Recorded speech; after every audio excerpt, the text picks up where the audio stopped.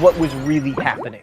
Let's go to the thought bubble. By 1968, there were about 500,000 American soldiers in Vietnam, and the government was confidently saying that victory was just around the corner. But then in January, Vietnamese forces launched the Tet Offensive, and while it was eventually repelled, the fact that the North Vietnamese were able to mount such an offensive cast doubts on the claims that U.S. victory was imminent. The Vietnam War itself was particularly brutal, with much of the ground fighting taking place in jungles. Rather than large-scale offensives, troops were sent on search and destroy missions, and often it was difficult to tell enemy from civilian. Capturing territory wasn't meaningful, so commanders kept track of body counts, like if more enemy were killed than Americans, we were winning.